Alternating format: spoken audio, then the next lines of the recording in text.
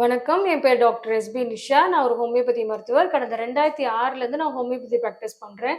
இன்னைக்கு நம்ம என்ன பார்க்க போறோம்னா, ரொம்ப பச்சிளம் குழந்தைங்களுக்கு வந்து தலையில பார்த்தீங்கன்னா, பொடுகு மாதிரி வந்து ஒரு சின்னதா வந்து நெறைய வந்து பொடி பொடியா, செதில் செதிலா உதிர்ற மாதிரி இருக்கும் இல்லையா?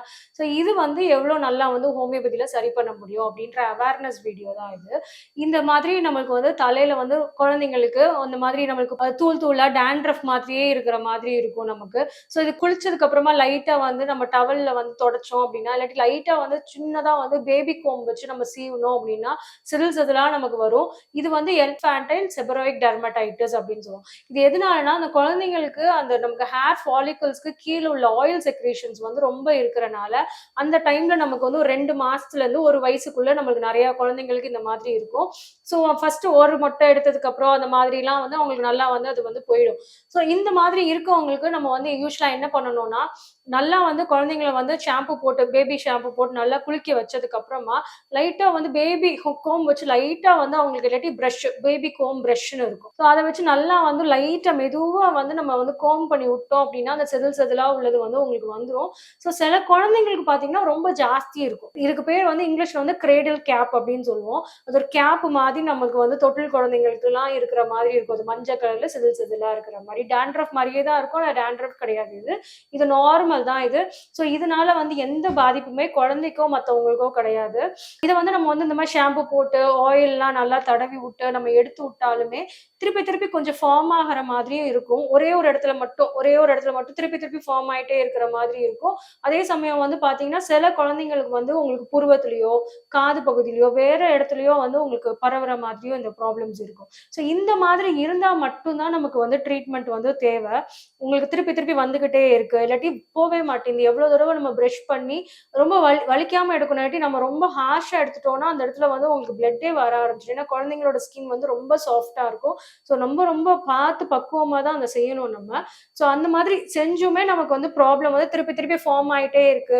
இந்த செபராய்க் டெர்மடைட்டிஸ் அந்த சீபம் செக்ரீஷன் வந்து குழந்தைங்களுக்கு நெறைய இருக்கனால ஃபார்ம் ஆயிட்டே இருக்கு அப்படின்னா, கண்டிப்பா நம்ம வந்து ஹோமியோபதி மருந்து தாராளமா எடுத்துக்கலாம். இந்த மாதிரி குழந்தைங்களுக்கு வர்றத வந்து நம்ம நார்மலாவே வந்து இதுக்கு ட்ரீட்மெண்ட்டே தேவையில்ல. நம்ம நம்ம சொன்ன மாதிரி ஷாம்பு போட்டு, ஆயில் போட்டு குளிக்க வச்சதுக்கு அப்புறமா பேபி கோம்ப் பிரஷ் வச்சு நம்ம இது பண்ணாலே கொஞ்சம் கொஞ்சமா உங்களுக்கு வந்து கம்மியாயிடும்.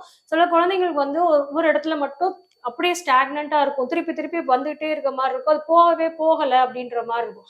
இந்த மாரி குழந்தைங்களுக்கு நம்ம இன்டர்னலா மெடிசின்ஸ் வந்து தாராளமா ஹோமியோபதியில எடுத்துக்கலாம். இந்த மாரி ப்ராப்ளத்துக்குலாம் கண்டிப்பா எடுக்கணுமா அப்படின்னா, எடுத்தா வந்து இன்னும் ரொம்ப சீக்கிரமா சரியாகும். அதே மாதிரி ரொம்ப ரேரா வந்து குழந்தைங்களுக்கு அந்த இடத்துல வந்து அரிப்பு இருக்கும். ஸோ அது வந்து ஒண்ணும் ப்ராப்ளம் கிடையாது. பட் ஆனா என்ன ப்ராப்ளம்னா, இதுல இந்த மாரி குழந்தைங்கள வந்து நம்ம ரொம்ப ஸ்ட்ராங்கான ஷாம்பூஸ் யூஸ் பண்ணி, இல்ல ஆயின்மென்ட்ட யூஸ் பண்ணி இத வந்து நம்ம வந்து சரி பண்ணியிருந்தோம் அப்படின்னா, ஃபியூச்சர்ல இந்த குழந்தைங்களுக்கு டாண்ட்ரஃப் வர்றதுக்கோ, இல்லாட்டி செபராய்க் டெர்மடைட்டிஸ்ன்ற இந்த மாதிரி ஒரு பிம்பிள்ஸ் நெறைய வந்து நமக்கு ஸ்கின்ல வர்றதுக்கோ இந்த குழந்தைங்களுக்கு ப்ராப்ளம்ஸ் இருக்கு.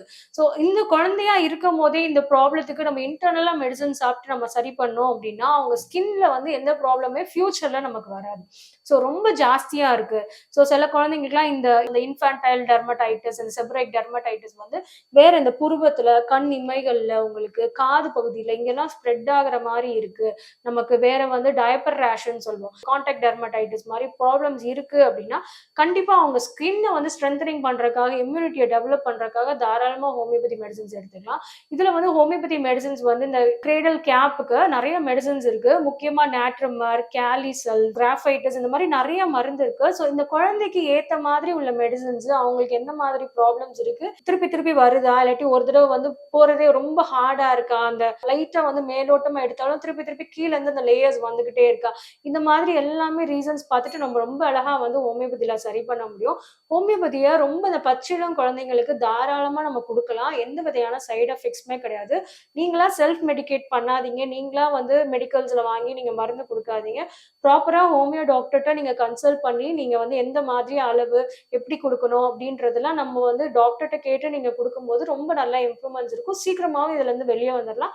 ஸோ குழந்தைங்களுக்கு வளரும்போது ஸ்கின் ரிலேட்டட் ப்ராப்ளம்ஸும் நமக்கு வராது. ஸோ இது ரிலேட்டடா இந்த கிரேடல் கேப் ரிலேட்டடா உங்களுக்கு எதுவும் டவுட்ஸ் இருந்ததுன்னா, நீங்க கமெண்ட் செக்ஷன்ல குடுங்க. நான் ரிப்ளை பண்றேன். நன்றி, வணக்கம்.